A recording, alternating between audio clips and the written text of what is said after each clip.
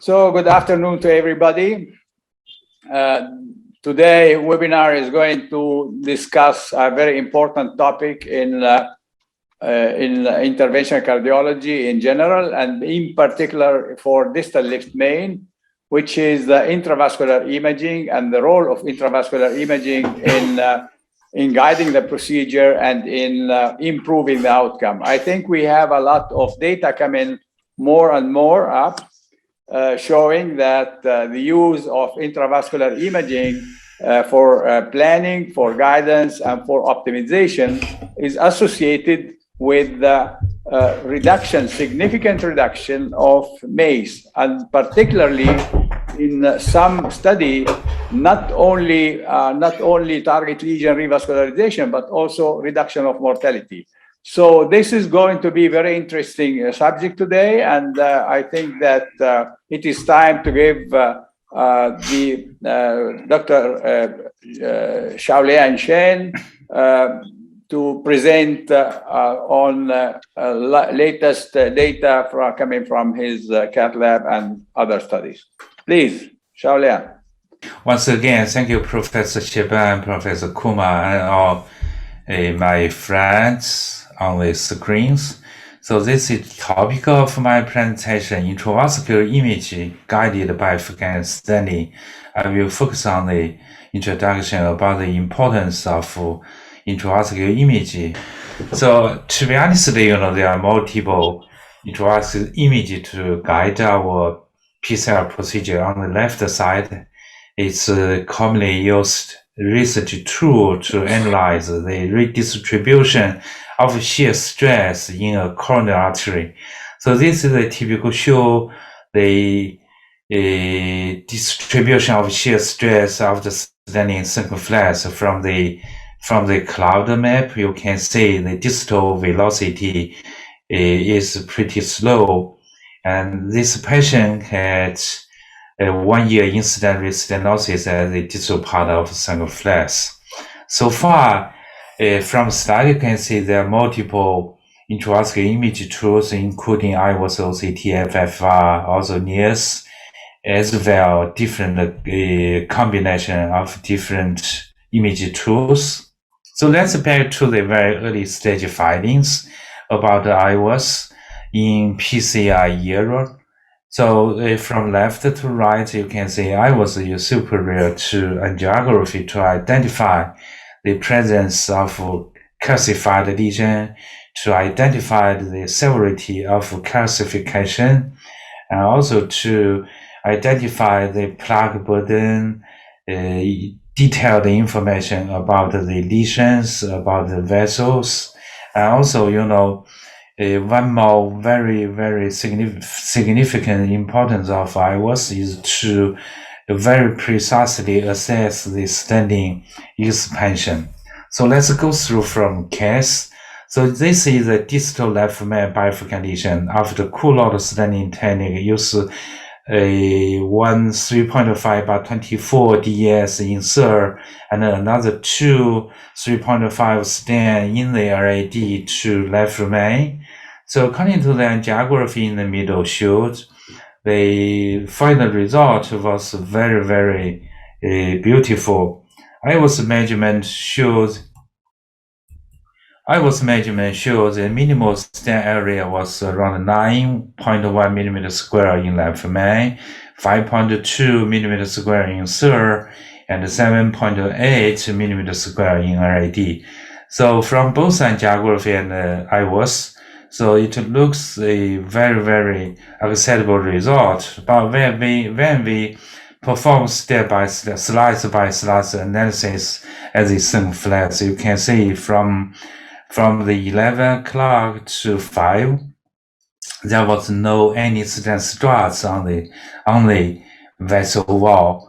So this reminds the concern about the real efficacy of stent after during follow-up. So we compared the IVOS findings immediate after the procedure and at 2 months after the PCI stenting. You can see at the area without stent strut, there was very, very significant, very, very severe new intimal as the proximal circumflex. So obviously the patient suffered incident with stenosis and unstable angina at 6 months after the procedure. Another finding is about the incomplete crushed or deformed stent struts. Also, we started to show one case of the coulor stenting technique study from SIR and followed to deploy second stent in RAD and left main. So on the right, it's a typical IVUS finding because this is a distal left main very close to the ostium of circumflex. So the stent area was pretty small. It's about only 5.6 millimeter square. So which is not big enough to avoid the occurrence of incident stenosis. Second case is to show the traditional limitation of T-stent technique. So we used 2 stent study from SIR and followed by second stent. And also this is another example of provisional with T-stent technique. So we deploy stent from RAD to left main, followed by second stent in the circumflex as a side branch. Because of the very short protrusion of the circumflex stent, so there was a gap between a circumflex stent and the ostium of SIR. So it was typical show on the IVUS. So there was no stent struts as a very proximal circumflex. Third one is also to show the limitation of T-stent technique.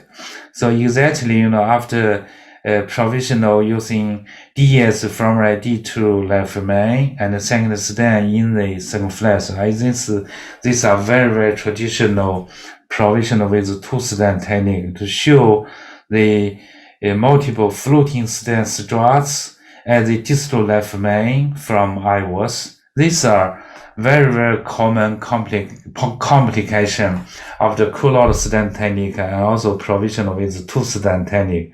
This left figure is the typical finding by Dr.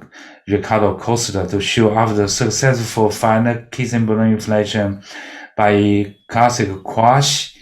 But when we perform IVUS check, so you can see there was a very, very large gap between side stent and main vessel stent.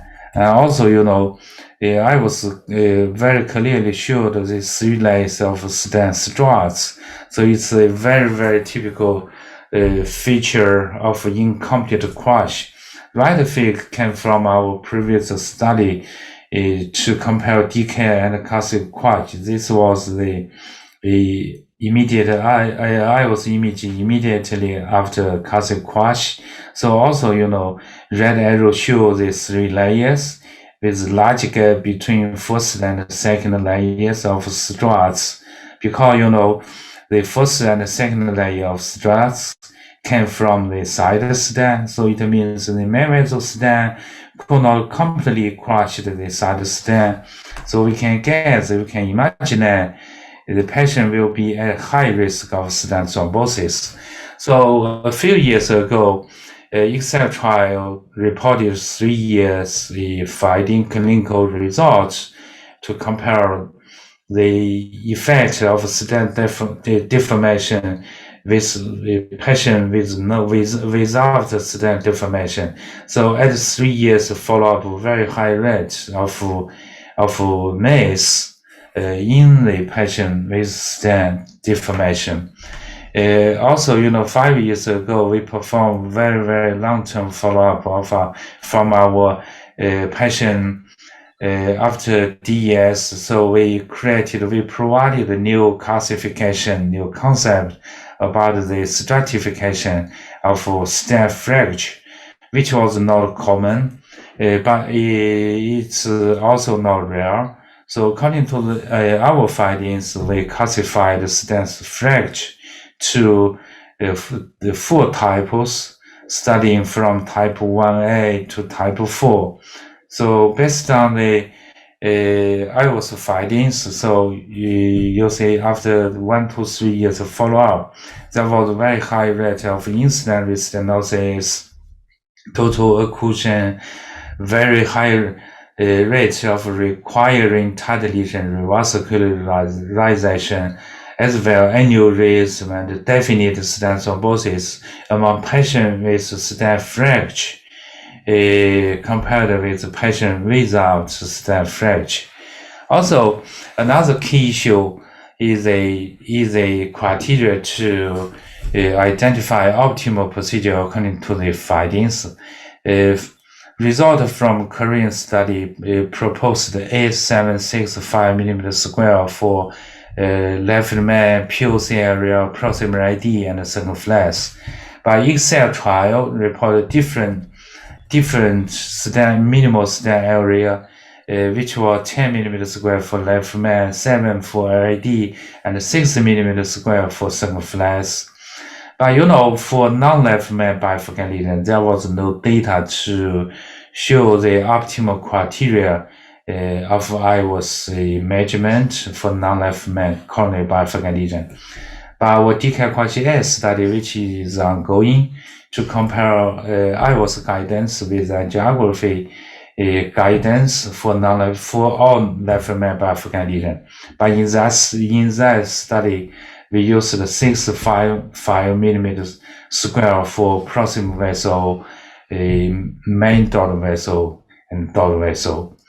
So again, from our OCT evaluation, it was a study accompanied by the definition 2 study, try to find the mechanism with the high rate of periprocedural myocardial infarction after provisional stenting technique. So the flowchart clearly shows the subgroup analysis between patients with vulnerable plaque without vulnerable plaque among patients with short side branch lesion length and long lesion length.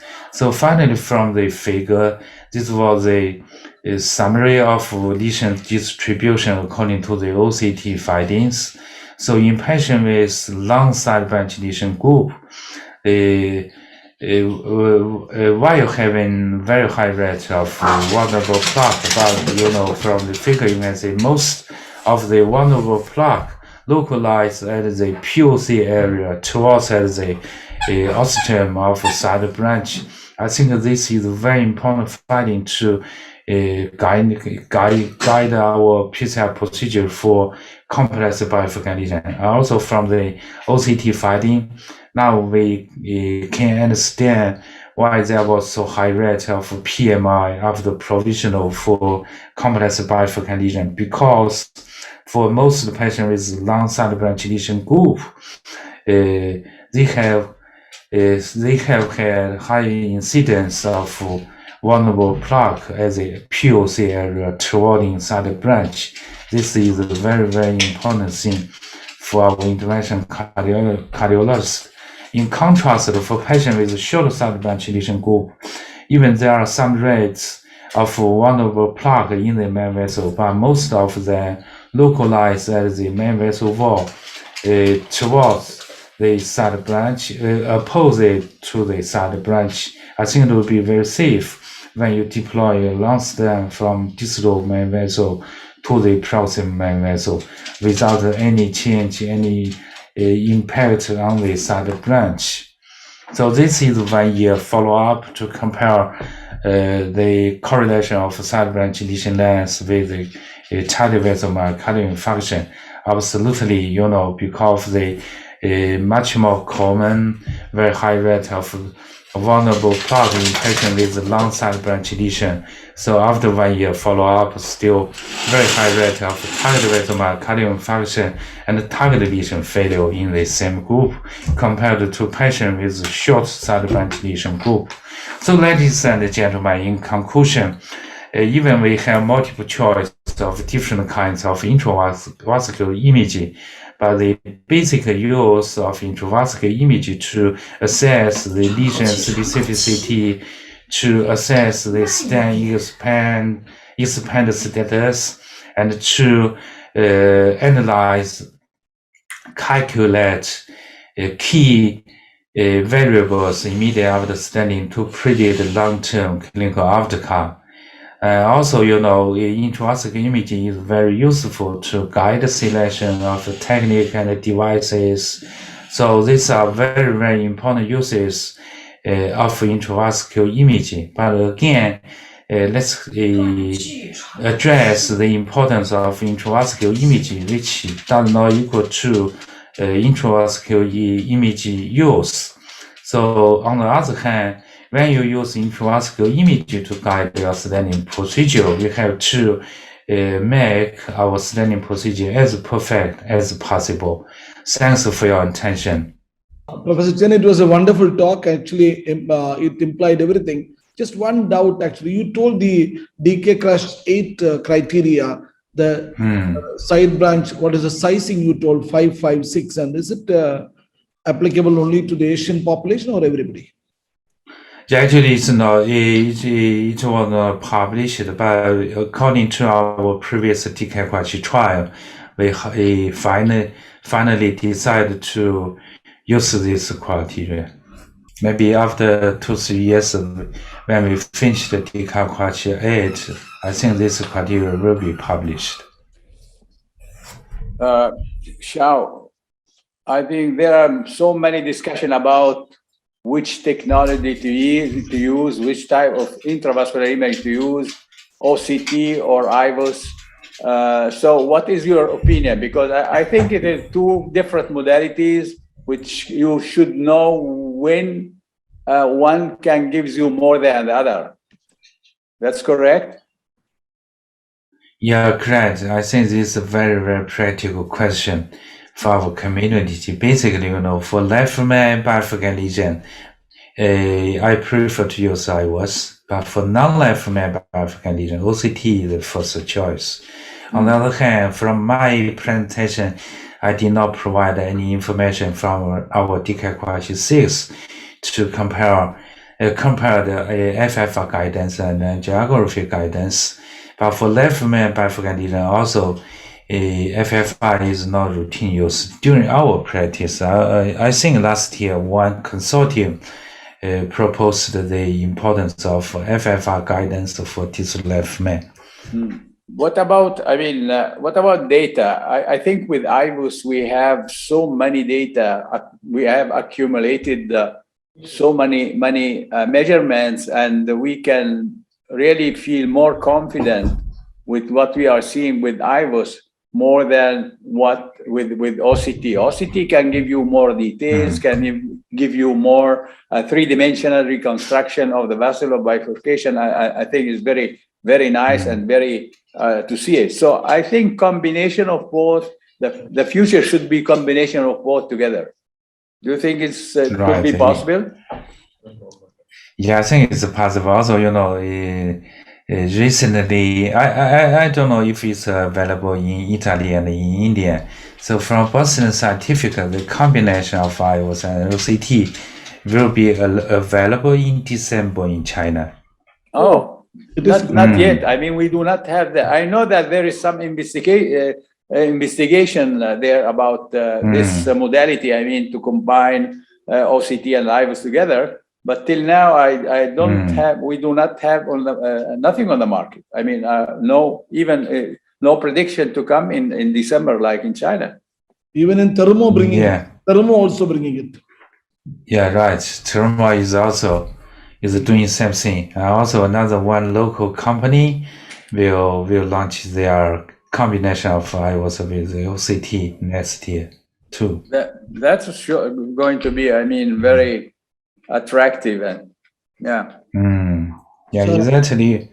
OCT, from OCT, it's impossible to calculate the plaque burden because OCT is not good to identify the afterline of vessel wall. I think this is a big limitation for OCT.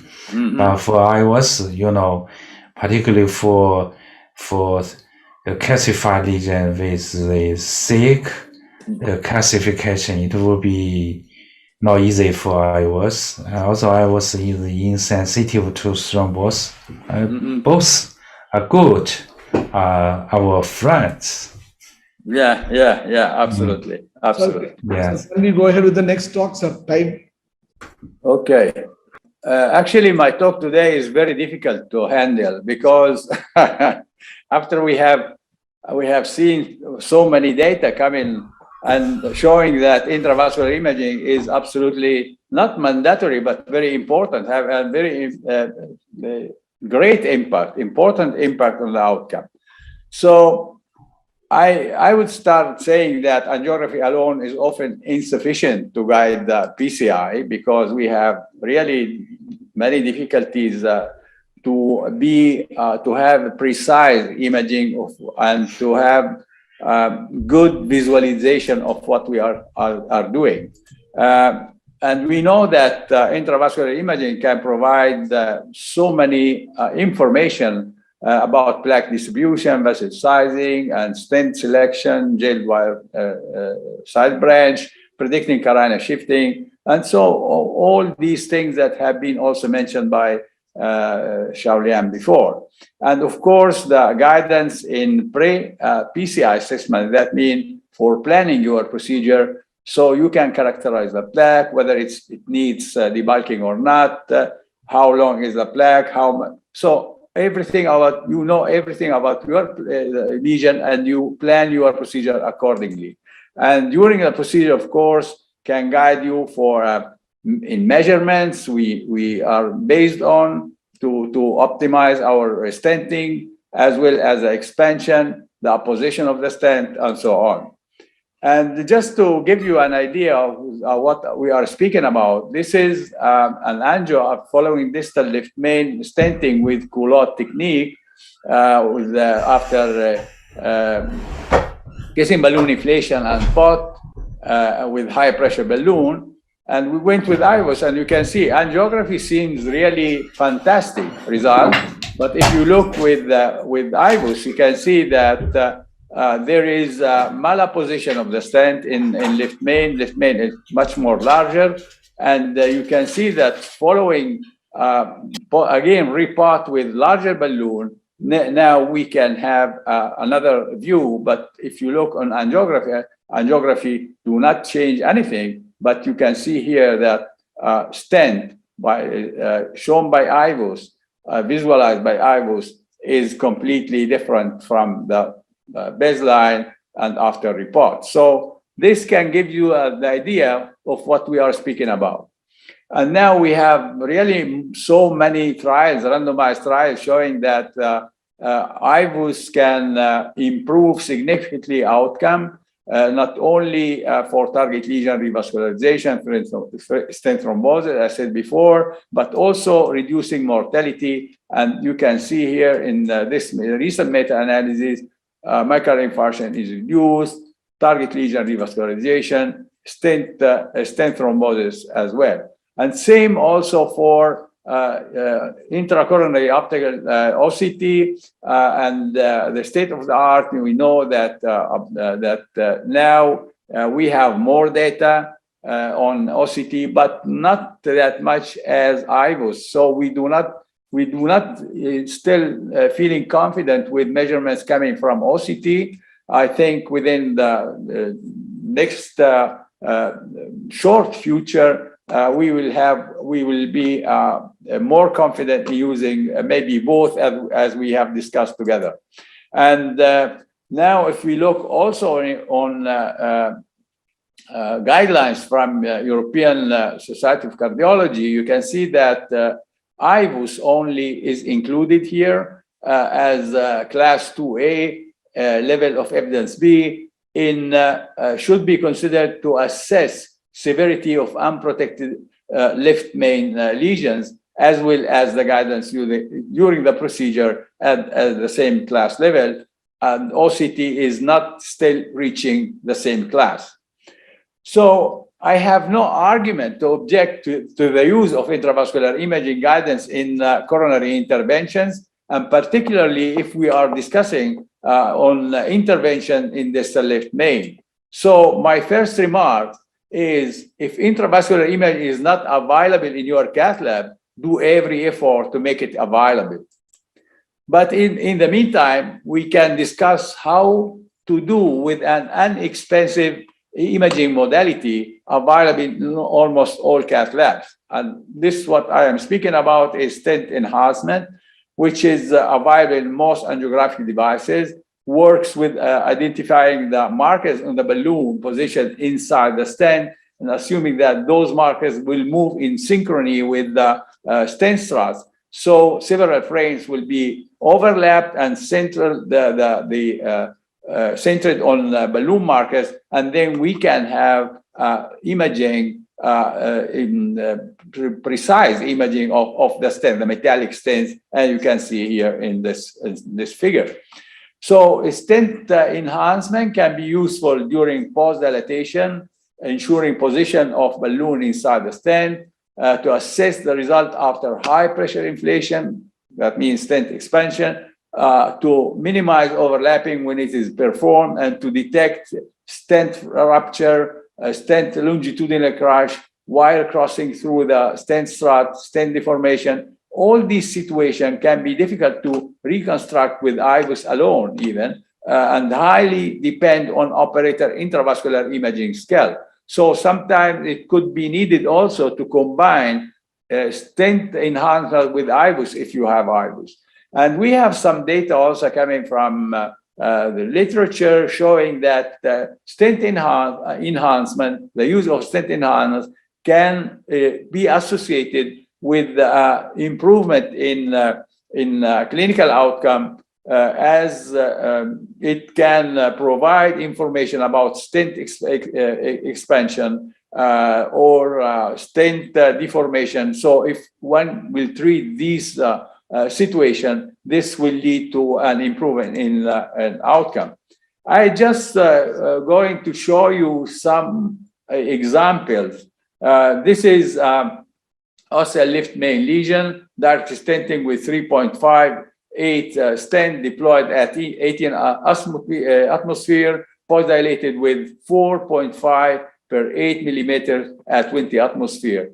This was the IVUS. You see that there is something wrong because we have two layers of stent here, but you cannot interpret what happened there.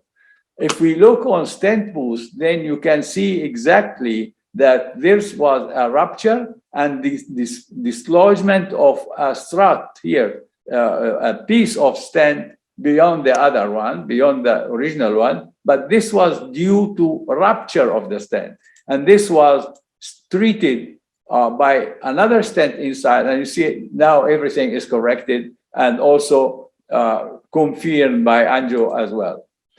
Another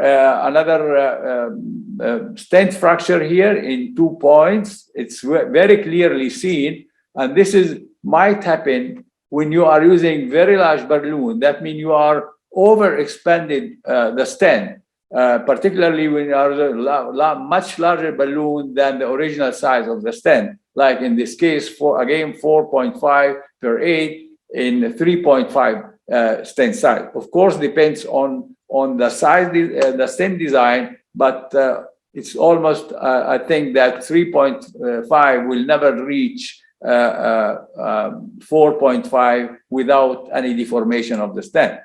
And again, here, stent fracture showing less degree fracture, and this also after pot again in a larger stent, with large balloon in a smaller size stent as in the previous case shown. Stent fracture was associated again with stent thrombosis. This patient were coming back with stent thrombosis, and what this was clarifying that the stent was fractured here at this point, and exactly you can see that on OCT with the stent strut covered with the intima is not very well seen. So stent enhancer in this case can be, of course, of help to understand what is going on. Stent deformation again, here we have a stent elongation from LAD to left main and deformation caused by retrieving the delivery balloon. The balloon was attached on the stent and was not coming, and was coming back with the stent. And you see now we have the whole stent elongated and protruding in the left main till the ostium of left main. And this was treated because we still having the wire inside the stent. This was enlarged and treated, stenting left main to LAD again and crossing for circumflex and correcting the any other thing.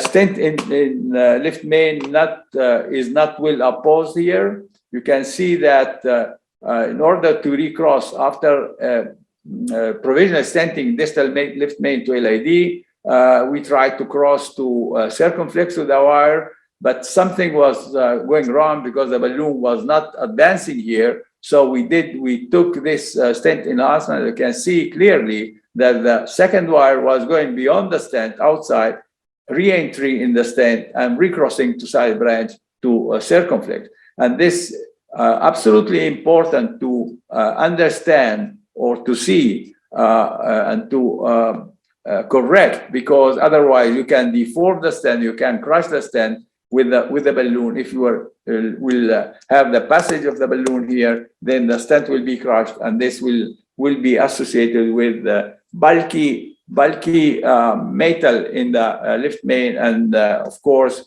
the clinical outcome will not be good.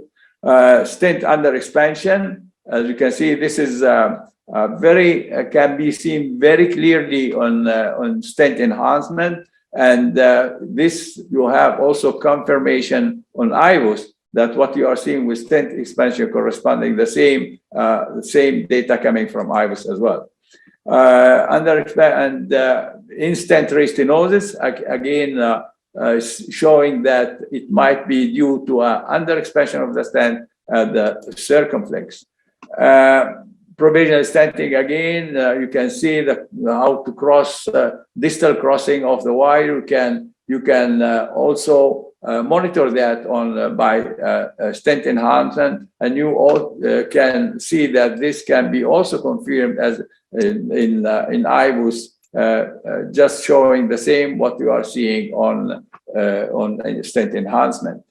Mini crush stenting, see that the layers, 2 layers here, very small overlapping of the crush segment here, and well expansion, very good expansion of the stents, both stents on the ostium of LAD and circumflex, as well as good result of POT enlarging the left main more than, the diameter in left main is much bigger than LAD or circumflex. You can also stepwise mini colot stenting can be followed by DK double kissing, and POT can be guided by stent enhancement. You can see here putting the stent, then doing POT and kissing, and this will be the frame after of stent boost after POT and kissing. You see now the stent is very well opposed in left main segment of the stent is very well opposed, strut open toward distal main vessel. Then it's ready to receive the second stent. And if you look on OCT in this case, you see that same aspect is also seen confirmed by OCT, and you can complete with stenting main vessel and then complete the second kissing balloon and second POT, and the final also you can check the final result, and here you can see the final result, and you can exactly recognize also that the overlapping segment here are only 2 struts. That means very mini colot stenting. So step by step you can follow what you are doing. And again, in this case, we confirmed by IVUS that is expansion, and what is seen on in the optimal outcome on stent enhancement seen is confirmed also by IVUS. Again, can be done the same also for non-left main bifurcation. Tap technique, stent enhancement, I think is very important because you can see exactly how much you are protruding with the side branch stent in main vessel before inflating the stent, so you can exactly protrude whatever you how you is needed and documented and seen very well on stent enhancement. This is another complication during angioplasty in proximal LAD. We lost a stent in proximal LAD, and you can see now we crush it with a second stent with crossover from left main to LAD in order to avoid that the stent loss will be obstructing circumflex. And you can see now we crossed this stent to circumflex. We did kissing balloon and pot in left main, and we can also, we checked with IVUS, can see that everything in place. The crushed stent seen here, no obstruction on the ostium side of circumflex.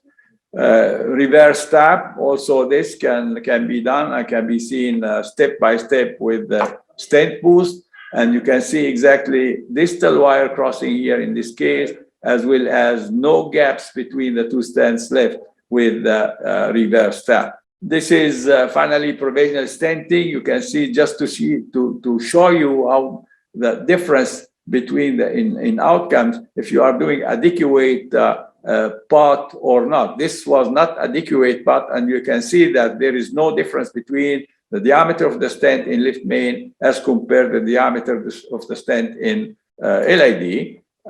In this case, in provisional stenting, you can see now you have really what you want exactly to happen. That means to cover the ostium of circumflex with the stent and to expand the stent appropriately in left main as compared to LID. And you can see really very beautiful image to show how is the conformation, the anatomical conformation of stent to the anatomy in this case. So my final remarks is stent enhancement is a simple, quick, and inexpensive imaging modality which provide information regarding only the stent. Technical details, what we have described here, I do not want to repeat these things. But of course, when you have stent deformation, stent rupture, stent protrusion outside of left main ostium, and so on. But we should remember that it does not provide any information about lesion characteristics, plaque composition and dissections, and all things might happen in the wall vessel wall. Thus, it cannot be considered as intravascular imaging modality, but in the absence of IVUS or OCT, it may be of help to detect stent under expansion, fracture, or deformation, and thus might improve also the clinical outcome. Thank you very much for your attention. Sir, it is naturally giving an insight to the people that who does not have imaging. They can go ahead with doing an LMC intervention, or we are actually just telling that it should be used only as a default strategy. No, actually, what I am saying here, my message should be, first thing, try to have intravascular modality in your, intravascular imaging in your Cathlab. So do any effort to have it, because it is important to have it. It is so different from the modality I described, that means stent enhancement. Stent enhancement you use when you are using stents in your Cathlab. And you will see only the metal, how is the behavior of the metal after expanding the balloon, after over-expanding the balloon, which might happen rupture, as I have shown in some example here. You can also follow what you are doing step by step in bifurcation lesion sometimes, but it is not enough because you do not see dissections, which might happen also when you are overexpanding. You cannot see thrombus maybe, if will be you will have some subacute thrombosis, acute thrombosis during your procedure. So many things are lacking. You see only the stent, but it could be useful if you do not have any other imaging. I think it could help you or at least to expand the stent very well, or to have an idea about how you have did, or what is the outcome of your procedure in bifurcation lesion, going step by step and taking different steps, stent boost as I have shown in 2 examples before. Yeah, yes. Thank you, Professor Sheiban, for your excellent presentation. I think your topic is very difficult to present because the precondition is the absence of intravascular image system. Yeah, exactly. To be honest, I don't know the current state of the intravascular image use in India, but it's the penetration rate in the mainland of China is about 5% to 7%, so pretty low, and it varies from the large hospital to the community center. So in almost 1/3 community hospital, there was no intravascular image tools. So I think stent enhancement or stent boost is very important for them. But the problem is that, Imad has studied very clearly about the advantages and disadvantages of angiography guidance. For example, recognition of age dissection, stent thrombus formation, something like that. And also, in terms of the acute stent fracture, angiography is insensitive to most of them. So I think these are problems for non-intravascular image guidance. Just one question, Imad. For a non-left main bifurcation lesion, I mean a left main lesion localized as the austere middle body or distal segment of left main. So any suggestion for the control of guiding catheter, particularly for junior intervention cardiologists? You mean during non-left main bifurcation treatment? And yes, the guiding catheter on the ostium of left main? Right. Yeah, I think it's a very important issue because many times you are retrieving wire, jailed wire, you are retrieving the balloon from the stent after inflation. And this might be, if you have the guide catheter inside the ostium of left main and you are retrieving the wire, this might suck the guiding catheter in the left main, and this might also cause dissection in left main. So I think it is very important when you are retrieving wires, jailed wires, you are retrieving even the balloon, the delivery balloon of any stent, come back with your guiding catheter outside of the ostium and try to work to get back with the wire, having the catheter outside of the ostium of left main. Or if you are doing in distal right coronary artery, the same, outside of the ostium of right coronary artery. So I think that this is an important issue. And if you are doing something on left main itself, that means distal left main, guiding catheter also should be kept outside, distant from the ostium, because otherwise, again, if you are retrieving wire, jailed wire, retrieving the balloon, the guiding catheter can crush the stent in left main because will be sucked and crushing the stent longitudinally in left main as well. So not only non-left main, but also left main. I think every time you are coming back, you are retrieving jailed wire, you are retrieving anything. So you have to keep the guiding catheter outside of the ostium of the coronary. you are treating. Yes, Sheiban, thank you. one short question to you.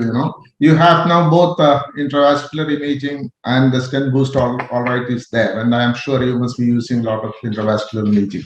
In that context, what all situations you still have to use the stent boosting? Because many cath labs don't use it, as you have shown in your talk, where you will use with intravascular imaging facilities.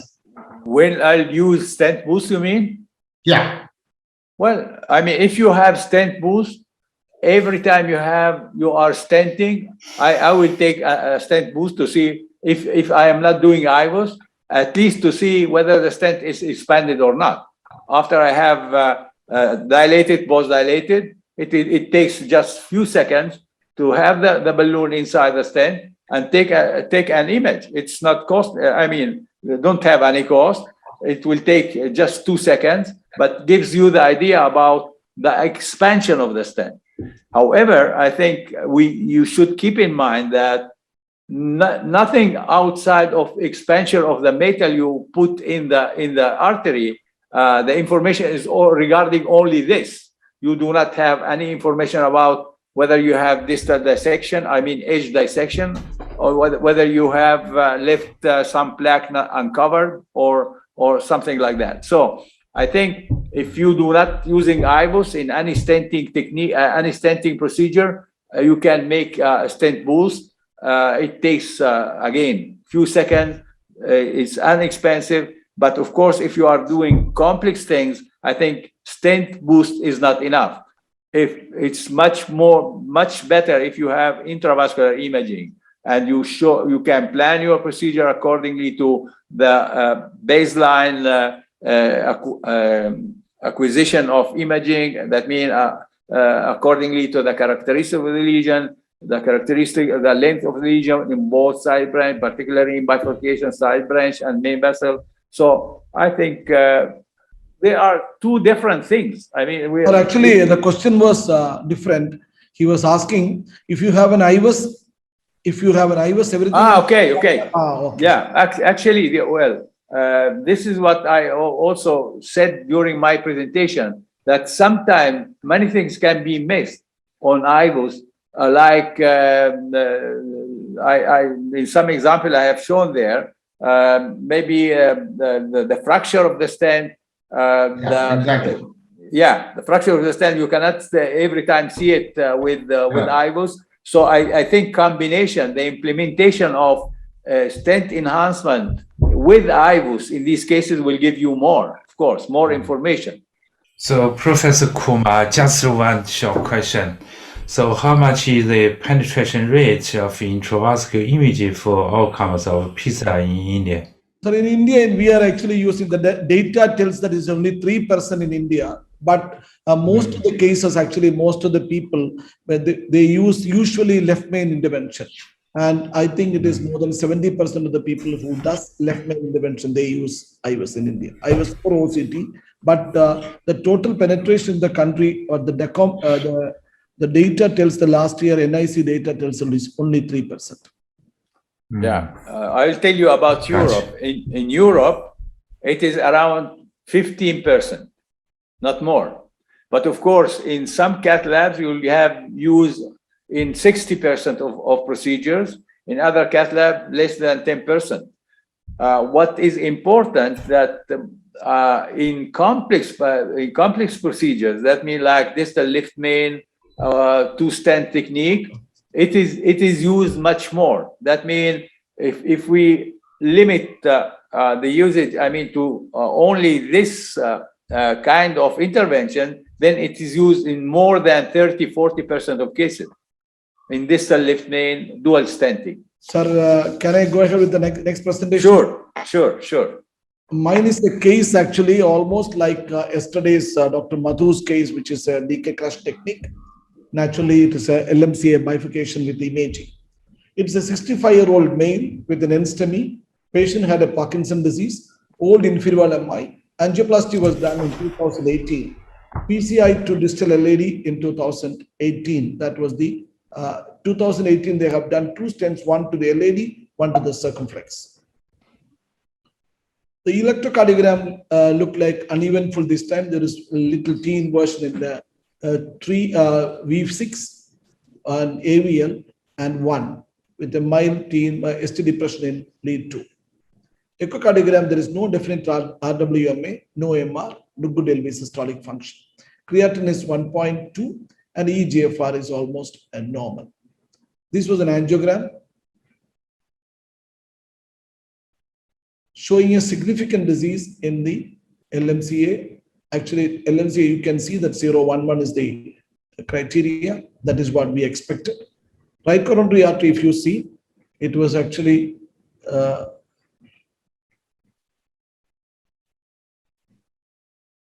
showing, you can see a diffuse disease in the PD and PLV, but RCA is looking normal. This was the angiogram, but actually we have taken just a cine image, and this image is showing a, you can see the stents are seen, and there is a calcium proximal to that.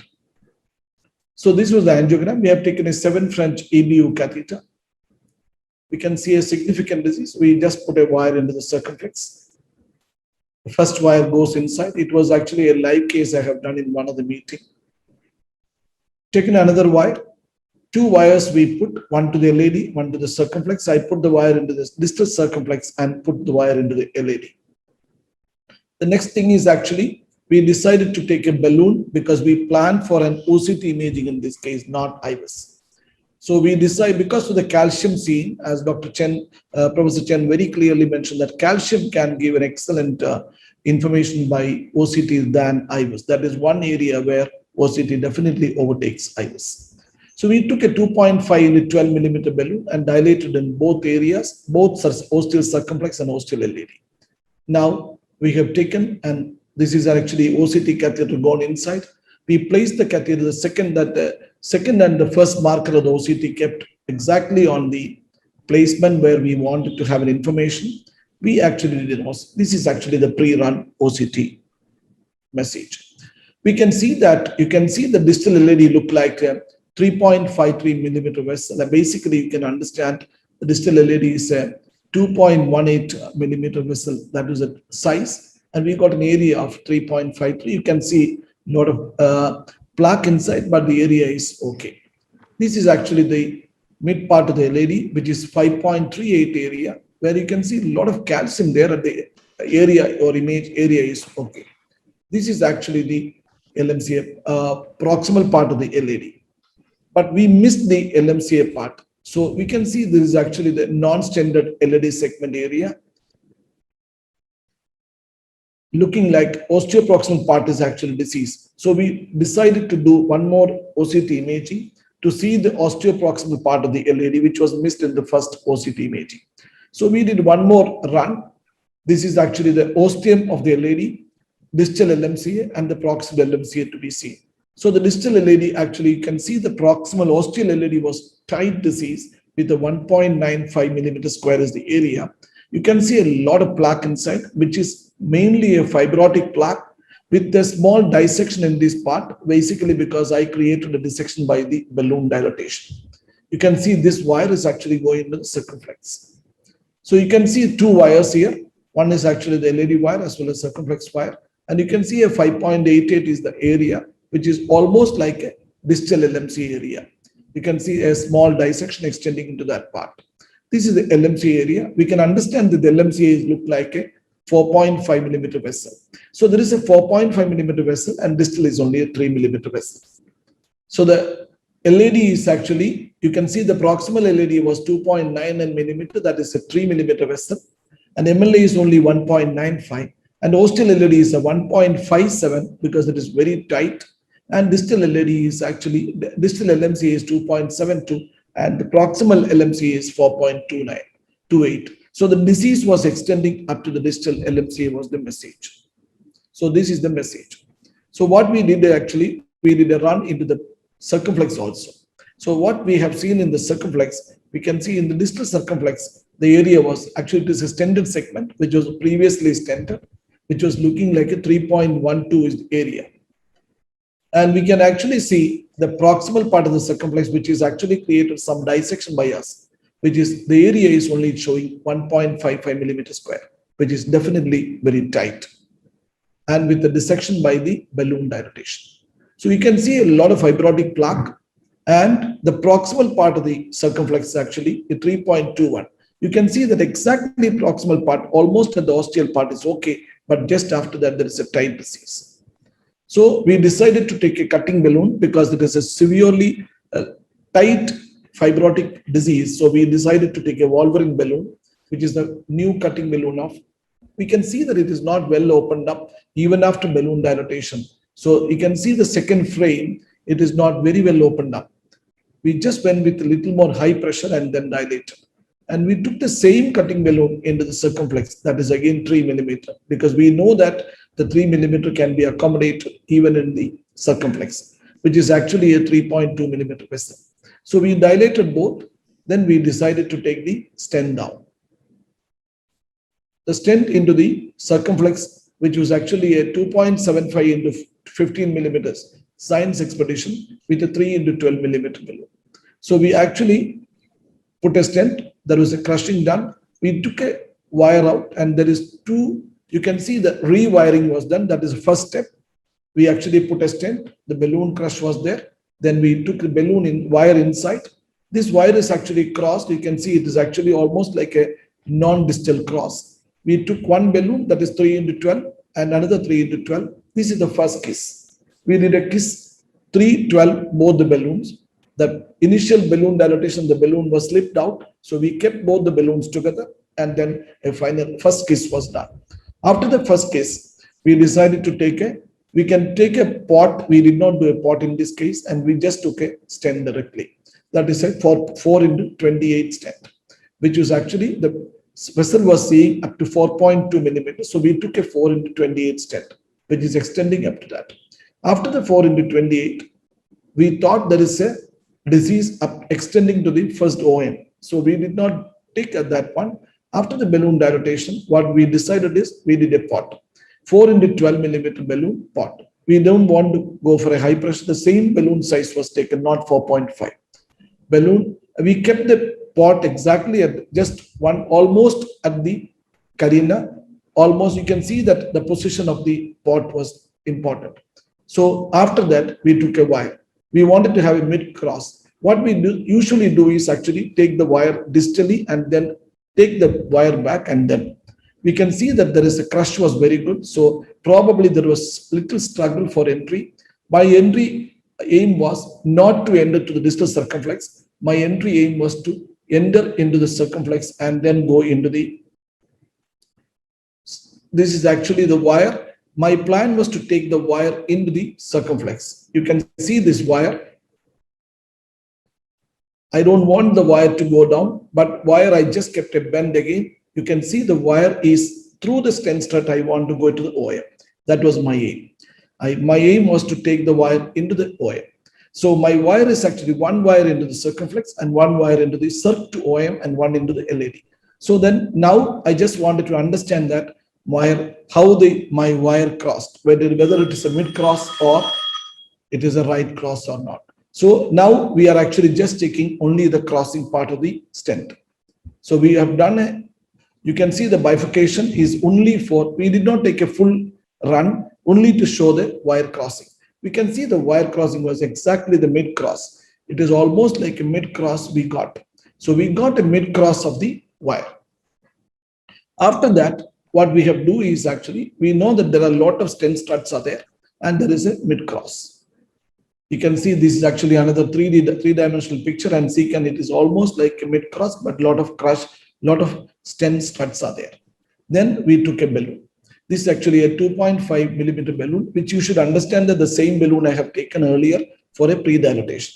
Little struggle was there, but I just managed to get into the, what is the way I do is actually I take the balloon into the ostial part, then just small dilatation and push the balloon down. You can see this is the way I do, just balloon inflation, then push the balloon down, and it easily gone down. So this is balloon dilatation was done. After that, my plan was to take a 3 into 8 millimeter into the circumflex, which I don't want to extend because the wire was almost going into this part, and a 4 into 12 maverick balloon into the LAD part. So 3 into 8 and 4 into 12, that we have done a kiss inflation there. Then we did another pot 4.5 into 8, which the placement of this pot was 1 more millimeter proximal to the initial pot. Then after that, we decided to do one more run. This is the post run. We can see the ostial LAD was looking like a 8.76 millimeter, which was only 1.95 millimeter square in the initial part. Then the distal LMCA looking like a 13.08, again, which is actually from 8. This was 14.8. Exactly, you can see that there's an expansion of 85% throughout, and the expansion in the distal part was 94%. And bifurcation, actually, the final after the port. You can see that the port was actually, that's not a very good image, but you can see that the struts are not seen across the circumflex. So this was the lumen area.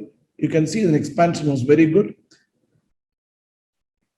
This is the image we can see from the OCT. So we actually got the pre-run. You can see this is the pre-run and post-run. I'm doing the picture. When you see the pre-run, we got only 1.95 in the ostial LAD. We got 8.76. In the pre-run, we got 5.88 in the proximal LAD. We got 13.1 millimeter square. We got 11.6 in the LMC. We got 14.9.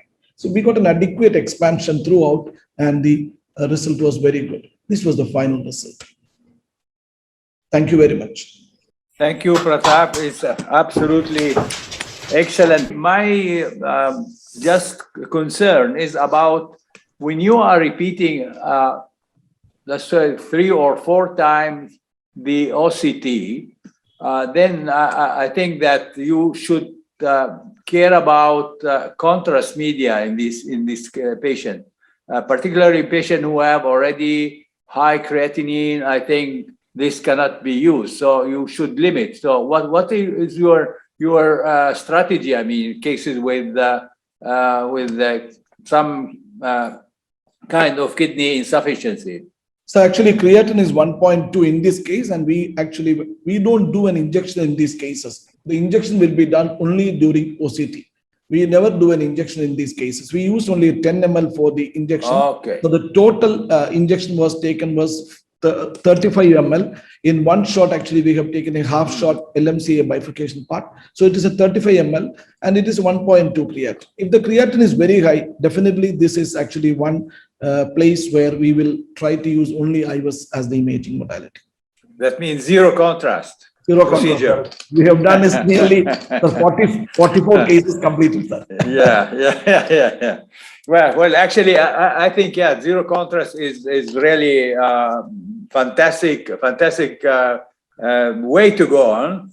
But it is not that easy, because many times you need something. You need to see also the angio, right? Or not? So actually, I have not seen out of the 44 cases I have done, only 2 cases I have done it short, and rest of the cases only everything is IVUS. So as the Professor Chen yesterday told, when I send for publication, these Americans are telling they have not done something. How can you do it? So I am in a trouble situation, sir. So they are not accepting me.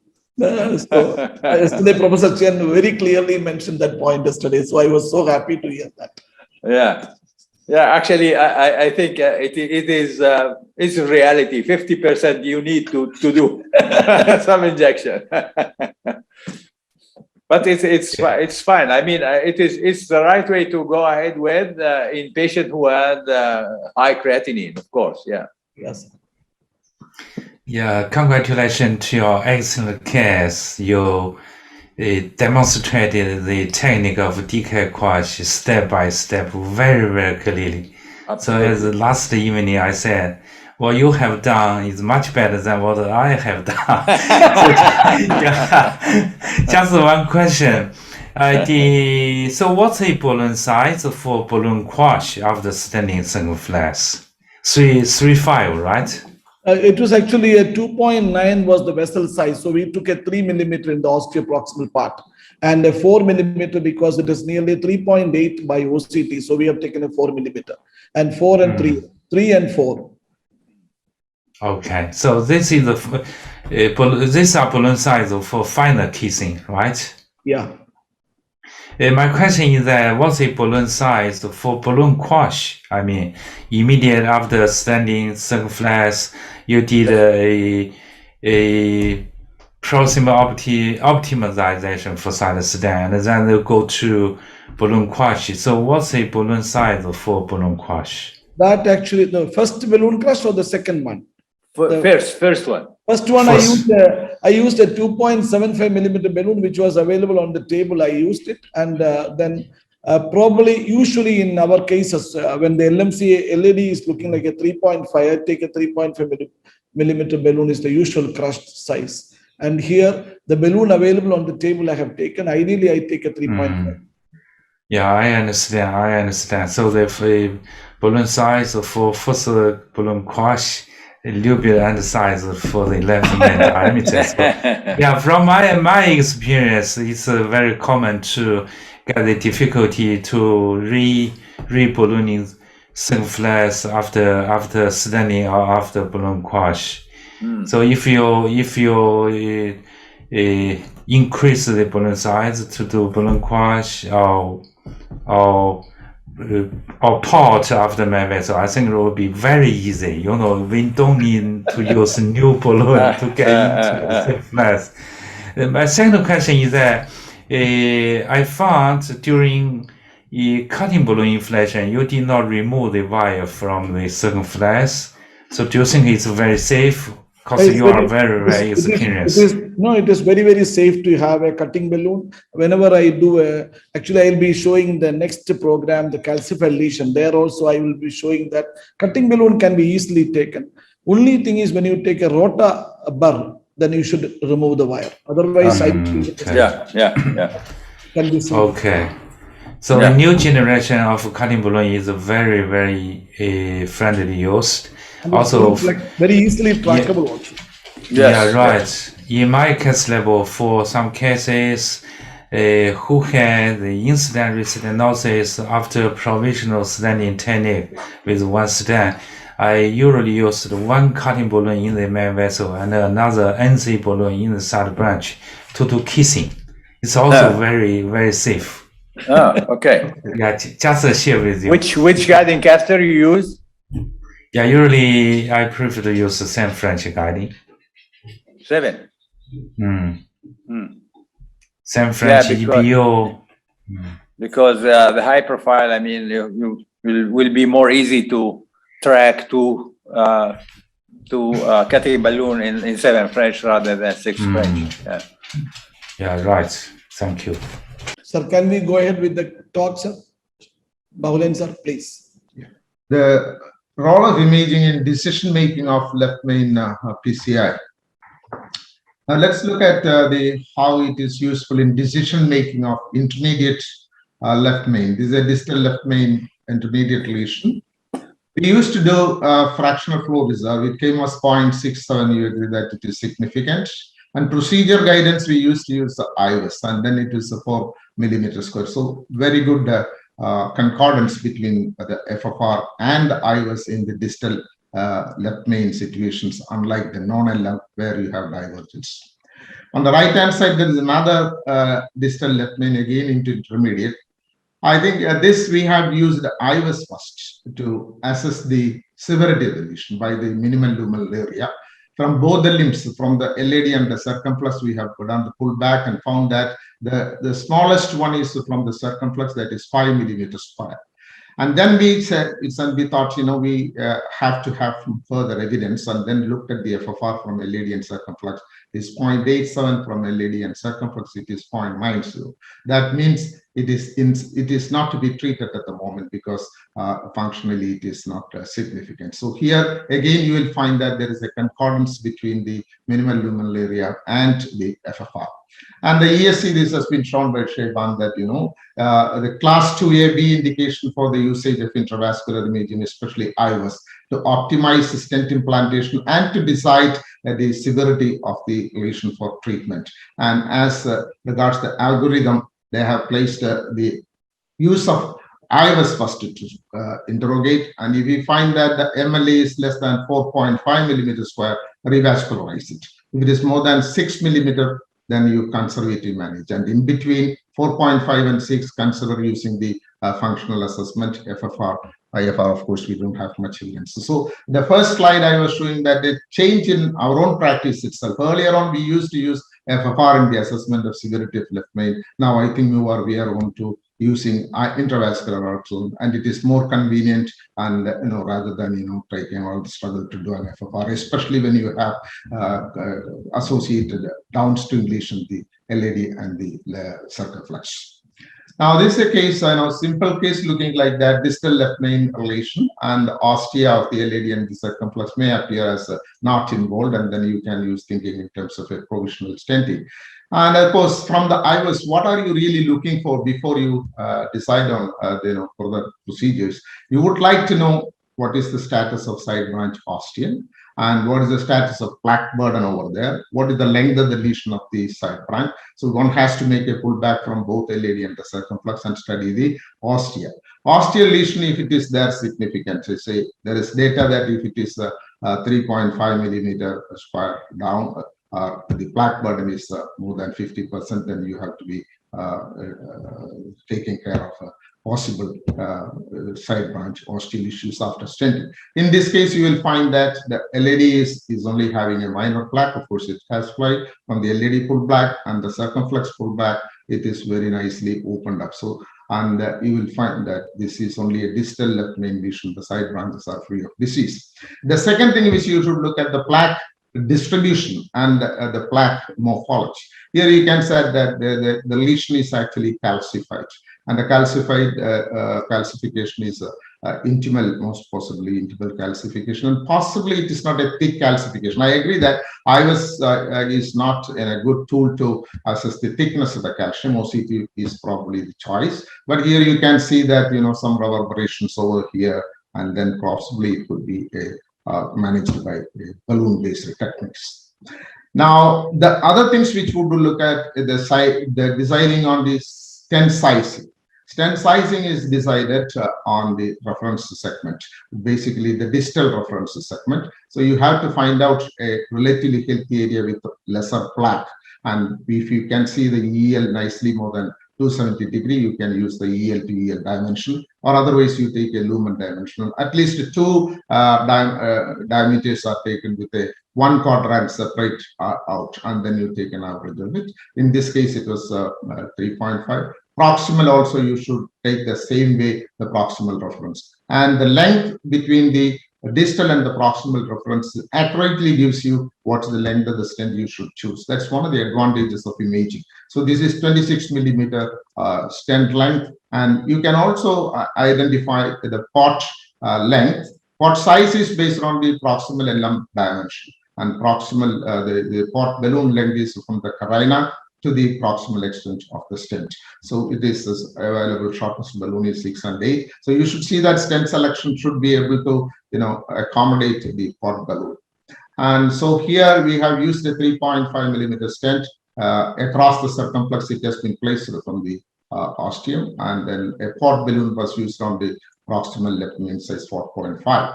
And what we look is outcome of the procedure. Is most important is minimal stent area, because that has got the maximum bearing on the maze of this procedure. The left main is 15.48 millimeter square, and the LAD is 10.1 millimeter square, quite satisfactory. And again, look at the polygon of confluence. The LAD is well opposed, and the circumflex is widely open. There is no crumbling of stent struts over here. So this could be accepted as a nice result, as shown here in the angiography. So this is a simple provisional stent, but with imaging, you can do a perfect result of the provisional stenting. And as it was shown that, what should be the minimal stent area, the greater the minimal stent area, the events will be less. Earlier we accepted for 5, 6, 7, 8 based on this Asian population from the Korean data, whereas in the Caucasian data, especially from the XL and the Noble, it is 6, 7, and 10 for the left knee. And it has been found that 5-year follow-up of Noble sub-study of IVUS, it showed that if you have the LM minimal stent area is more than 13 millimeter, that is highest threshold for the minimal stent area.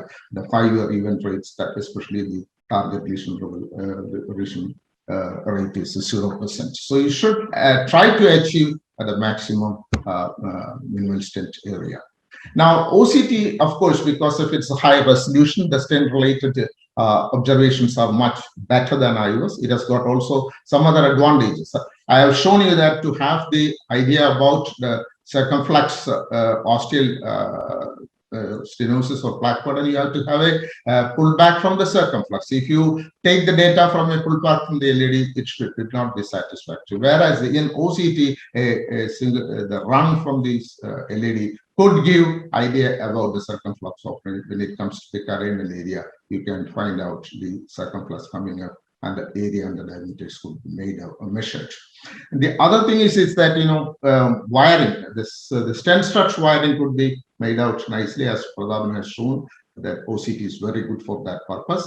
And then if you have a provisional stenting, a distal crossing will give you a nice opening across the side branch of stent without any link at the carina. So a link-free carina scaling pattern is, in the long run, is beneficial for the patient. Otherwise, the tissue can grow along that. Like in this case, it is a proximal crossing resulting in a linked carina.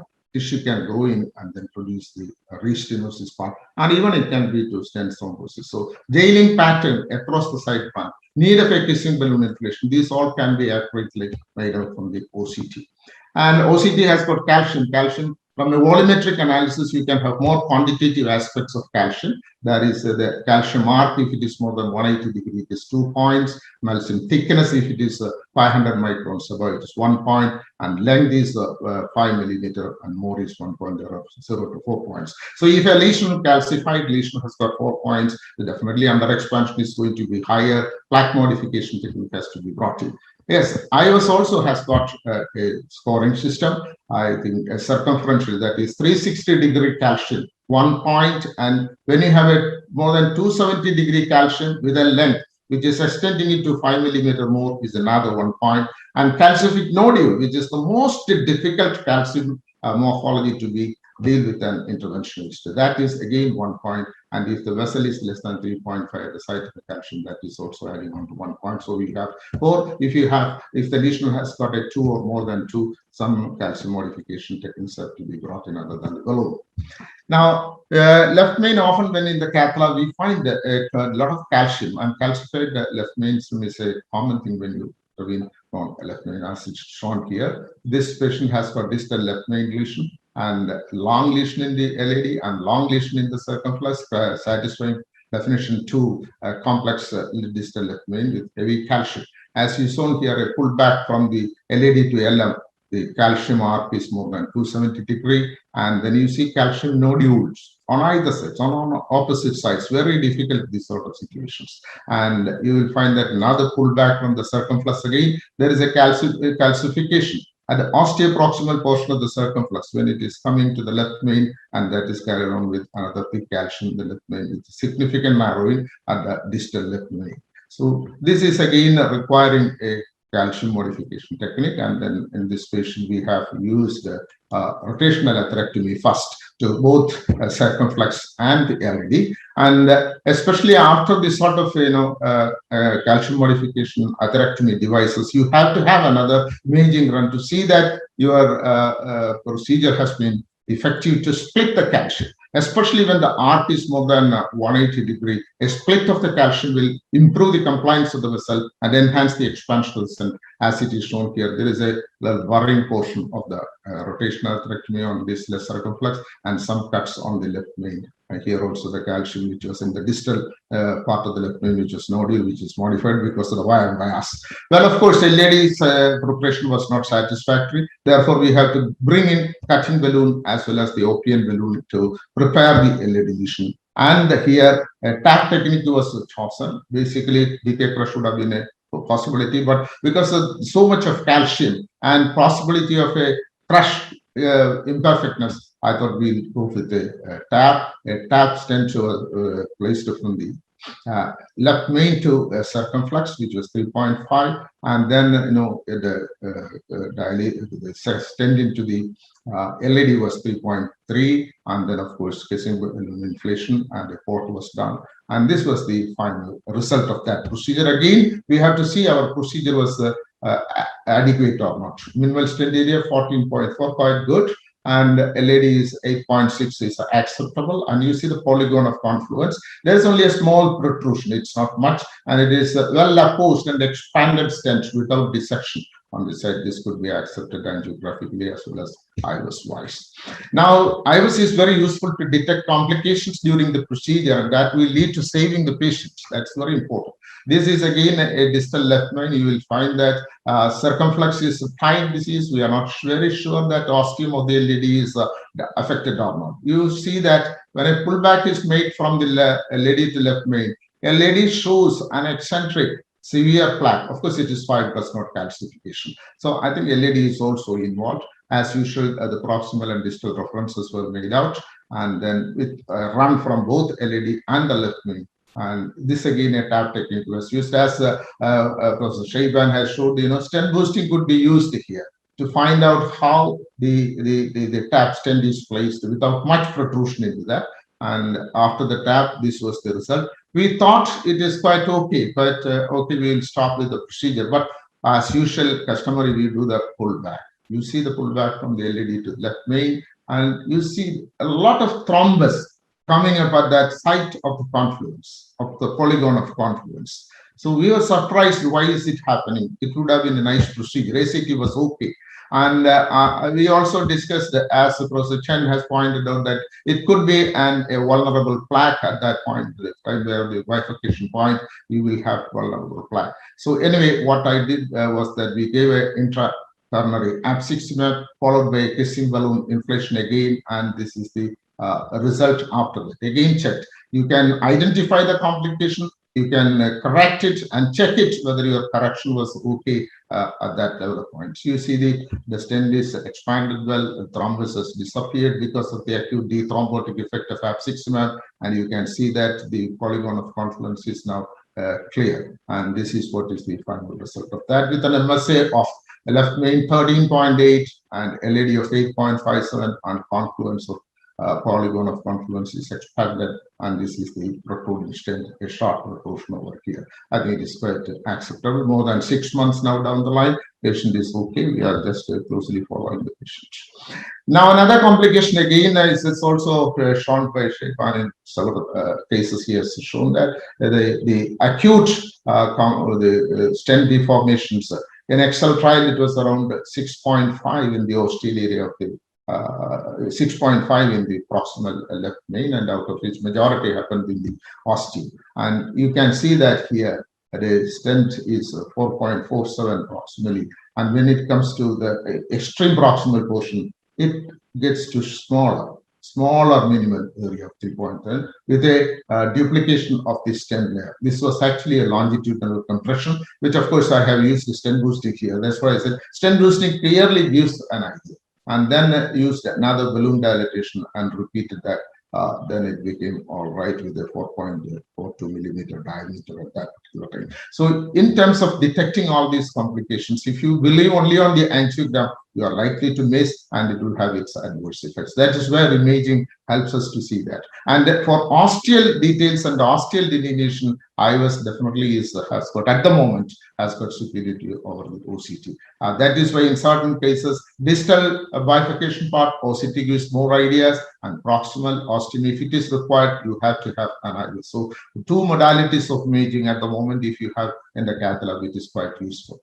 Yesterday, one panelist asked, what will you do when you have a thrombus in the left main? This is an acute coronary syndrome patient, recently come an anterior wall MI, and you will find that this patient has got ST segment elevation in the anterior leads, and LAD is blocked here. We were surprised what is happening. There is some haziness was noted. We don't know whether it is calcium or thrombus. You look at the OCT part. The OCT shows that it is actually a red thrombus. a large heap of red thrombus projecting into the lumen, whereas the rest of the vessel wall is not having much of plaque or any rupture could be made out. So we thought this is a thrombus burden, and what will you do at this stage? Don't place the stent at this point of time. Patient was okay, pain was there, but hemodynamically okay, flow is reasonable. So we gave a intracoronary TNK-TP, which is one of our practice when we see large thrombus burden in the acute coronary syndromes, especially ST elevation of Imad. Before the patient leaves the lab, this was the result. Her pain subsided and the ECG became all right. Now, of course, patient is on follow-up. We have placed the patient apart from dual antiplatelet, rivaroxaban in addition, and then we check an angiogram after about a month or so. So I will conclude that intravascular imaging is useful for deciding severity of left main stenosis, evaluation of plaque morphology, optimization of stent deployment, and detection of complications.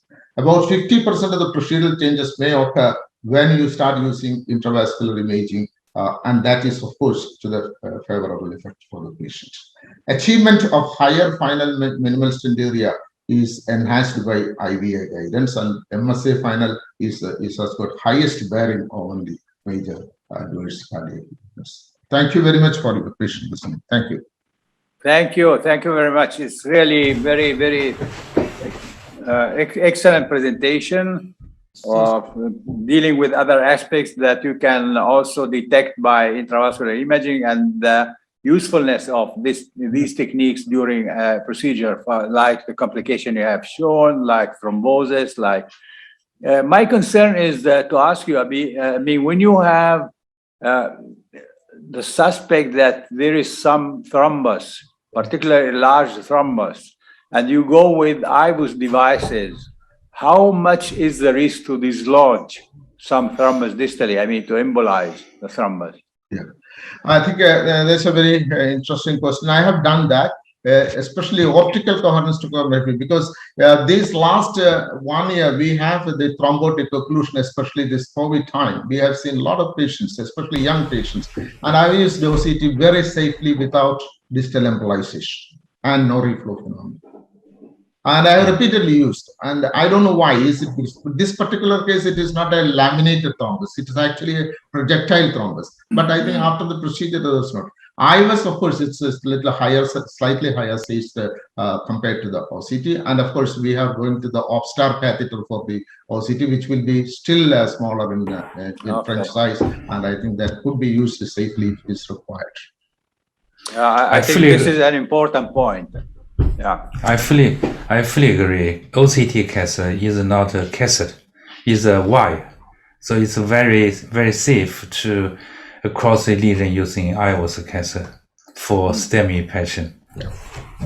Yeah, I think some IVUS devices, like the electronic one, I don't know, I don't want to name the company, it's high profile, and I think that could be dangerous if you are going to check only for thrombus, because it can dislodge the thrombus down.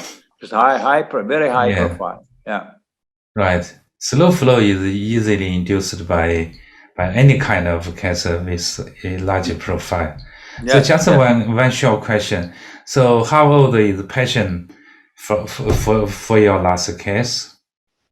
Actually, 72-year-old lady. We thought the possibility of a plaque erosion in that particular case because of no plaque rupture was there, and the actual plaque was much less in the area where was thrombus, and the distal occlusion might have been an embolization, which resulted the patient the problem. So before intracoronary injection of TPA for this 72 years old patient, what was your concern? Yeah, because in our hospital and in our country, thrombolysis is more done than the primary angioplasty. Only in selected centers, primary angioplasty is being done more. So our hospital, although is a PCI center, we keep all the protocol of thrombolysis also. So we try to get the exclusion criteria and the contraindications for thrombolysis, and then only we give that.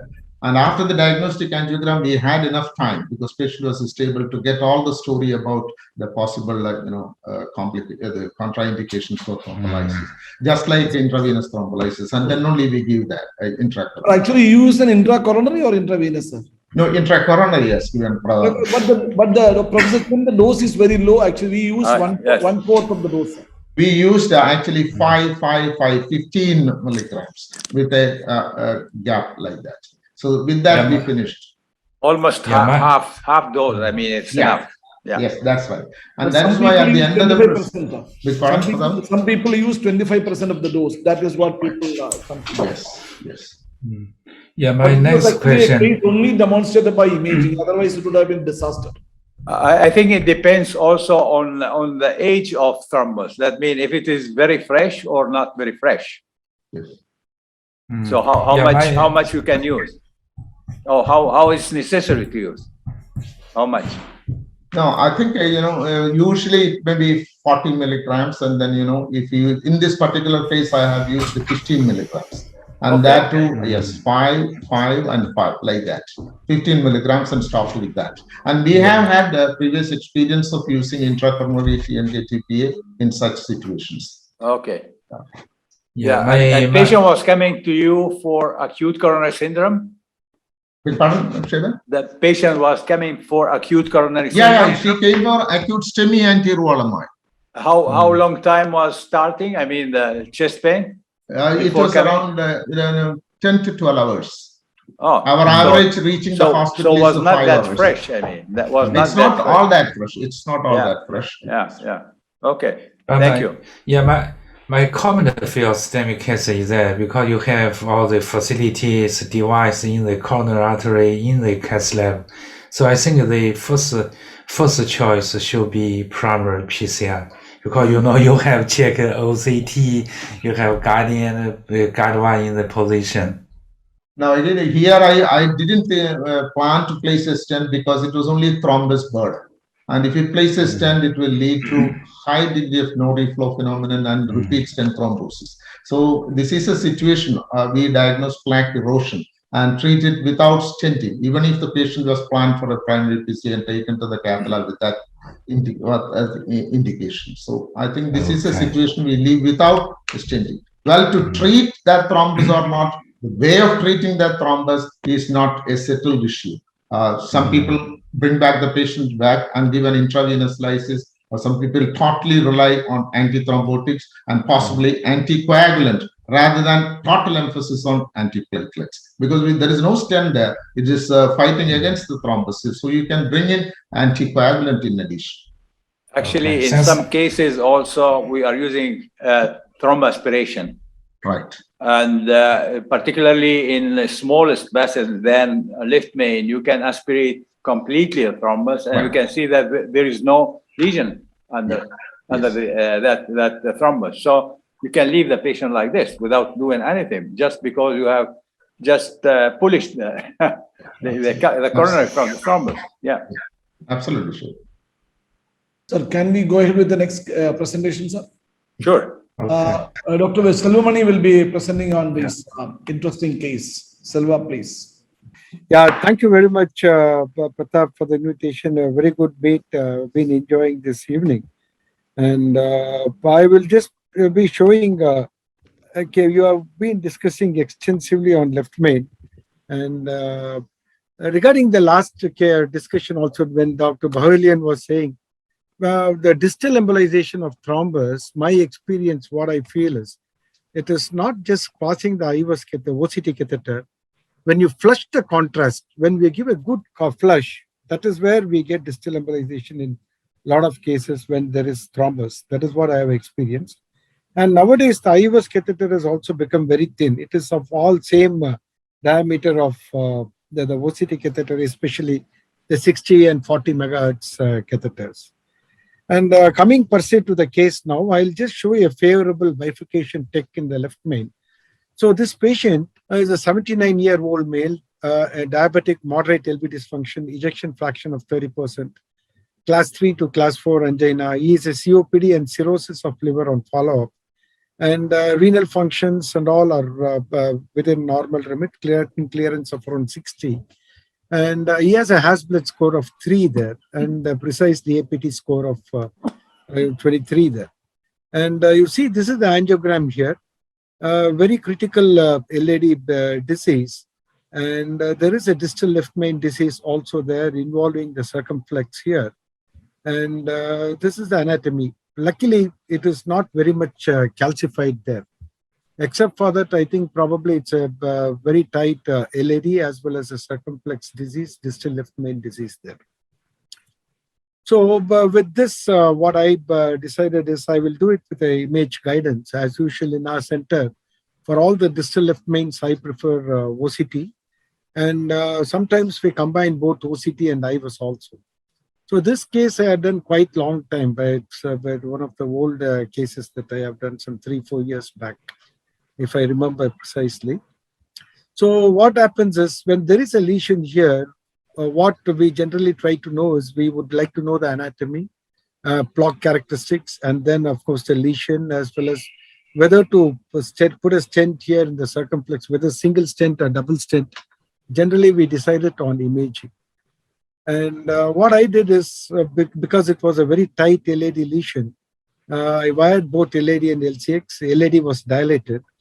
And then I have done a OCT in the circumflex. Whenever we do, generally we start off OCT with the side branch there.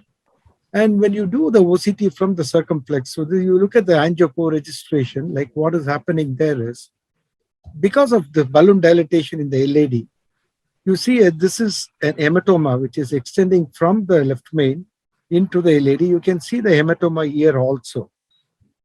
So here, when something like this happens, there is no doubt at all. We'll have to treat both the lesions. You need to do a 2-stent strategy there. And OCT clearly shows there is a significant hematoma. And this is the LAD and the left main where from which it is extending. And of course, as everybody has highlighted, we know the EL size here, vessel diameter, and then we know the EL diameter here also. So I know what is the size of the balloon or stent, what I should use it in the circumflex. So having seen this, I decided I will do a DK crush here. So what I have done is, I have put a stent in the circumflex, and then I have done a crush here. And usually after the crush, we recross, and then we do a OCT. See what happens, you look at the OCT, why we do OCT here is basically, if you see something like this in an OCT after doing a crush, probably it indicates your crush is not adequate here. When you look at the raw OCT image here also, you will see here, sorry, it's a long run which I have not edited here. Okay, look at this angio-core registration. Now when it comes near the crushed area, you see a lot of stents here. See here, all the stents, it's all protruding here. It is all protruding. And many times, if the stent rendering is picked up on a OCT like this, it indicates probably your crush is not adequate. See, ideally, how I decide a crushing balloon size, which is very, very important, you look at the size of the left main, and probably if you are fitting just into the left main, take that size and crush it, you get a very good crushing. So what I have done is I have taken a bigger crushing balloon there, and I have just crushed that. And after crushing, this is the first cross now again. And generally in DK crush, it is a non-distal cross. Ideally mid-cross is ideal, but here it's somewhere in the proximal to mid-cross here. OCT very clearly shows that in what cross we have done here. Although many times we can make out on the angiogram itself, but imaging after any cross is very, very essential, especially with OCT, when you are doing a bifurcation technique according to this October trial protocol. See, after doing the first cross here, I have done a first kiss here, and I have done a first pot here.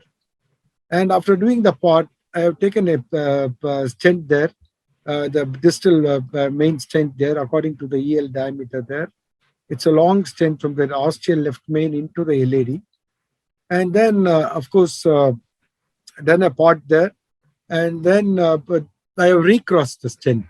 After recrossing the wire, So this is what is the OCT that what we are seeing. We are seeing for the expansion in the LAD. It's a good expansion. There is no distal dissection.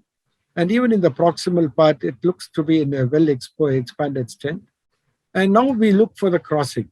So probably the second cross, the ideal probably mid-cross or sometimes distal previously, but now we always go for this non-distal cross here in DK crush here. And this is somewhere distal to mid-cross. You see it, this is the mid cell here. And then you make out how it is crossing here. It is crossing there. And after that, I have done a second kiss and then a pot. And this is after confirming the cross, like how I have crossed there. And this is the final OCT image here. Generally, what we aim is, we do not want any metal bridging there. We would like to have a figure of 8 at the bifurcation, without malapposition, without any dissections there. And this is what we got here. You look at this 3D reconstruction. It is a navigation mode. You can make out how the circumflex ostium is there. There are no metal bridging. And here in the cross section, you see here it's a clear figure of 8, no signs of malapposition, and there is no metal bridging at all.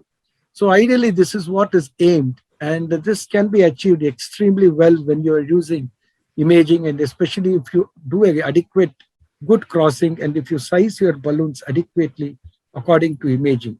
So whatever sizing I have done according to OCT here. And look at this. This is the final angiographic image. Angiographically, even if it is not an adequate result, it will always look good. But on OCT, it's better you demonstrate the area, look at the bifurcation point, see there is no metal bridging, get a good apposition, and figure of 8 is very good. And when another quick case here, this was recently in this COVID era, this patient had a significant LV thrombus, LV dysfunction, and then you see this is the angiogram here. I wanted to stent this LAD here. And distal left main was looking reasonably okay. And then this is what we did, that initially not planned for imaging because of the LV dysfunction and other financial issues. Placed a stent there and then deployed. And once we deployed there, so this is what you see in the angiogram. There is a proximal dissection there in the LAD. So now, generally, we'll have to treat the left main now. There is no other alternative. I don't think we can just leave such a big dissection. Although it's a proximal dissection, we cannot leave that. So I did a OCT here. It clearly demonstrate a major dissection extending into the left main. And this is the part where it is going into the left main. And see here in the longitudinal view also, extension into the left main. So what I did is I just stented the left main. He had a lesion in the circumflex. So I pre-treated the circumflex lesion here. Actually, I did not want to do a true bifurcation by overlapping or doing a DK crush here. Just stented the circumflex, put another stent in the left main to LAD, treated this, and then did an adequate pot here. And there is no overlap here between these two stents. There is a gap between the two stents there. And you see the final angio as well as the final OCT run here. Very good expansion, covering of the dissection there. And 3D construction, because of the adequate pot, although I have not done a kiss there, there are no metal struts across the side branch. And this is a good opening of the circumflex vessel there. And I think I'll stop from here. Thank you very much for the opportunity. Selvamani, Selva, this last case was a good case. I just ask you that in a patient with a severe LV dysfunction, will you, the OCT will be more runs can create problem and the patient can go into breathlessness, you know? You are correct. That is accepted. And here I had no option because it was a distal, it was a proximal dissection going into the LAD. And it was a distal left main which I wanted to treat. With few, that is why I have not taken a lot many shots, but I managed it with 2 shots, one pre and one post. That is how we do. And will you choose IVUS in this case? That is what I'm asking. Yeah, I can go with IVUS, but when there is a dissection and then it's a distal left main, I'm more familiar with OCT rather than IVUS. But anyhow, I also use IVUS in such cases. And since I wanted to demonstrate this, I have done with OCT. Yeah, okay. Well, actually, I think this case, if you see a dissection also on angiography like this, you will put a stent. You cannot leave it anyway, whether with IVUS, OCT, whatever. You should stent it and you should treat it. But anyway, what is my question is, I have seen also you are performing OCT to document the crossing of the wire. I think, I mean, I would like to ask you how often you are doing OCT just to see where is the wire crossing? No. It is not only for the wire crossing.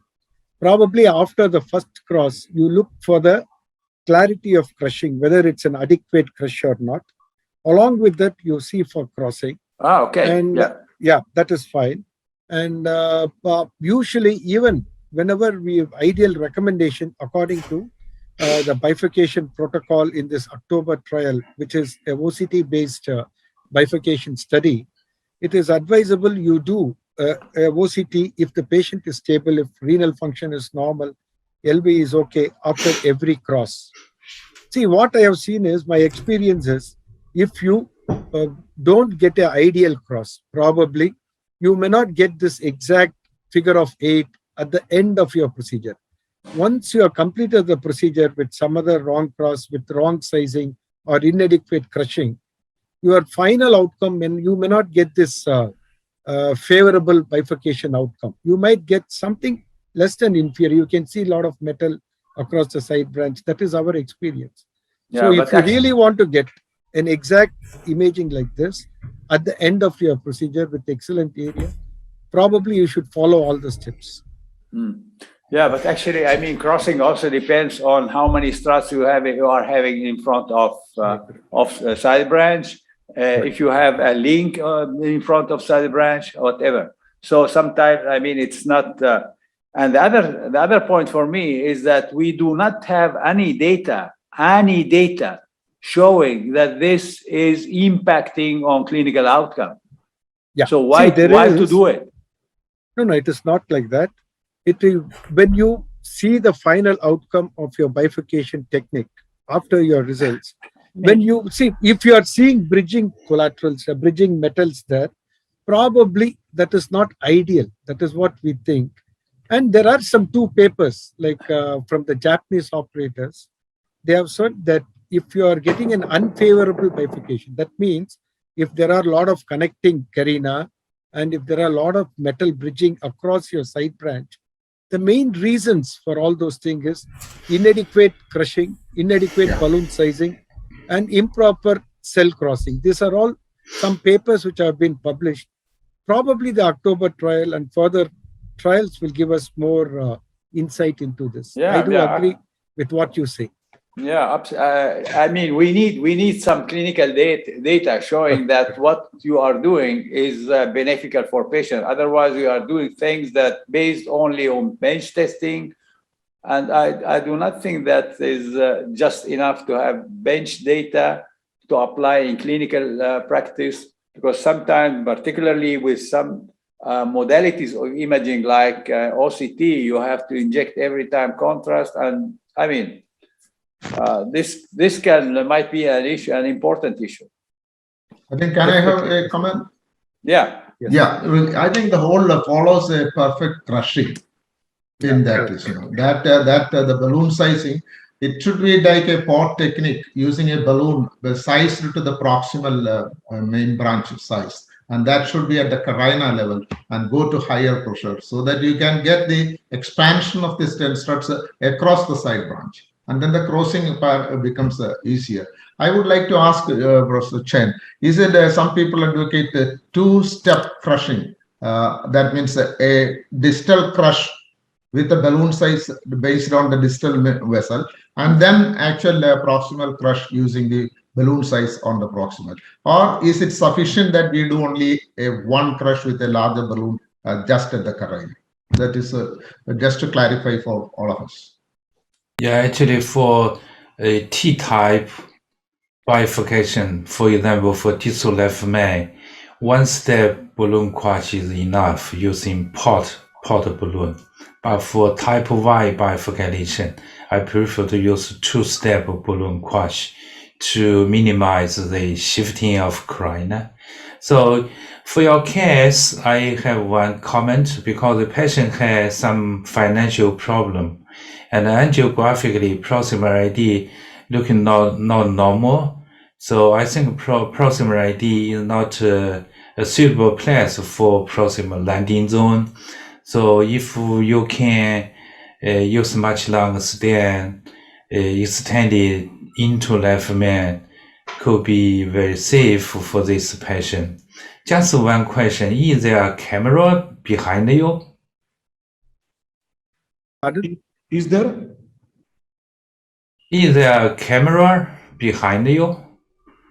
Camera behind you. Is there a camera behind you? I don't know. He's asking me or what? I don't know. Asking who? Yeah. Sir? Asking who? Yeah. No, that's a projector. That is a projector, sir. Actually, projector is photograph. No, that's a projector. Okay, I see. So, observations. Yeah. Yeah. The Selvamani, it's a credit to you. Very cute. Can we go ahead to the last presentation? Sir, can we go ahead to the last presentation? Okay. Dr. Kesava here. Good evening, everybody. Thanks, Dr. Prathap and all the chairpersons. I present one of my case. He's a 40-year-old non-interventional cardiologist. He's a practicing cardiologist, so that was more stress because he understood what was happening, and he was a guy who was referring to the cardiologist. So it's and he had 1 to 2 months worsening angina even on taking bath. So new onset diabetes, only 1 to 2 months. Strong family history of CAD, echo normal. TMT was positive, syntax score was 28, creatinine was normal, and this was the so left main had a significant lesion involving a big circumflex, but not a dominant circumflex. You can see the PD being filled by the left system, and RCA had a near total CTO and other one also 2 lesions, one in the mid RCA and one in the distal RCA. So since RCA was being collateralized, we thought that first we should address the RC, and we did 2 stents, 2.5 distally and 2.75 proximally, and with that we had a good result. This was the OCT done for RCA 3.5 at distal edge, 5.5 in the mid proximal, 6.1 stent had a uniform expansion. After tackling the RCA, we thought that we'll do the OCT of the LAD, the distal lesion. Yeah, the connect is unstable. So, Professor Chen, actually, you will be using 2 stents, 2 balloons for crushing is when you have a different anatomy than a Y-shaped balloon, Yeah. right? Yeah, right. After crushing, when we try to enter for doing a first case, like when you re-enter, if there is any difficulty in taking the balloon, do you really push it hard and take it, or you come back, you change the wire or do something like that? The question is to whom? One of either Prathap or Chen, whoever wants to. Because I saw you having some difficulty taking No. What I did is actually, I know that the crushing was not good, so I could have taken a balloon and crush it properly, but I thought I'll be just taking the balloon and push it inside, and because I already saw a lot of crush materials there. This is the same question asked by Professor Chen also. What type of balloon I used? Remember? So I used the 2.75 millimeter, which was available there that time. Actually, I should have used the 3.5 balloon. In the meantime, to Professor Chen, actually, will you use imaging modality to cross the wire into the sideband? Do you use imaging routinely, or you never use? What is this? Yeah, 5 years ago, I routinely used the image to guide the rewiring. So as experience goes up, there is no need. Huh?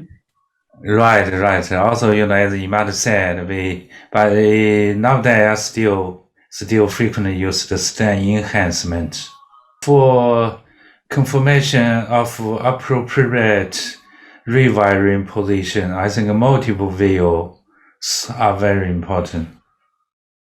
Yeah. Don't rely on single projection. Yeah. That is for if you are not doing any imaging, right, sir? Right. But for our DK question is that we elaborate the iOS guidance in many steps to assess rewiring, how to assess it. It's only for research.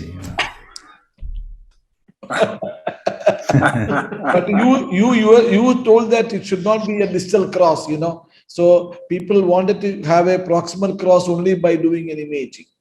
Well, actually, Prathap, Yes, I think it is practice, is clinical practice, and you should believe that over 100 operators doing bifurcation, DK crash, or any other technique.